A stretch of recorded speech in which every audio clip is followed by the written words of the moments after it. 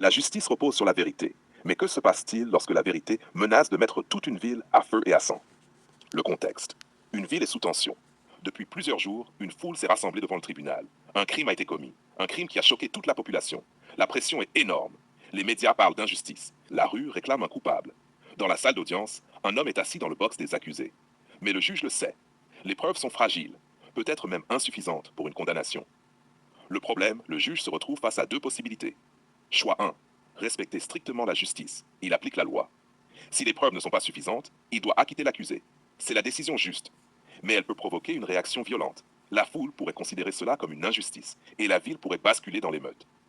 Choix 2. Condamner l'accusé. Il prononce une condamnation. La population est calmée. La tension retombe. Mais une question terrible apparaît. Et si cet homme est innocent? Le poids de la robe.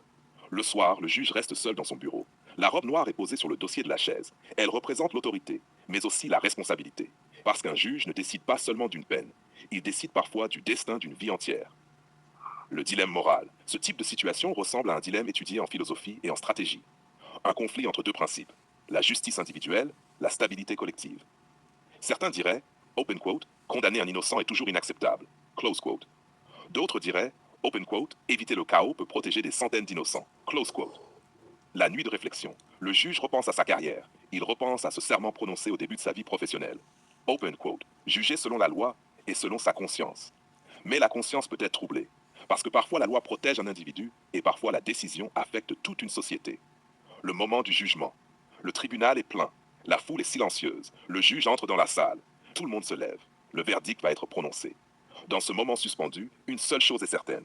Quel que soit le choix, quelqu'un paiera le prix. La décision.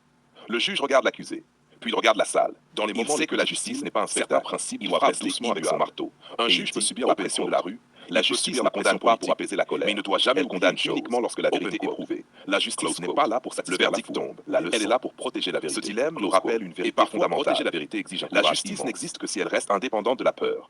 Parce que si un juge commence à condamner pour calmer la foule, alors ce n'est plus la justice qui gouverne, c'est la peur.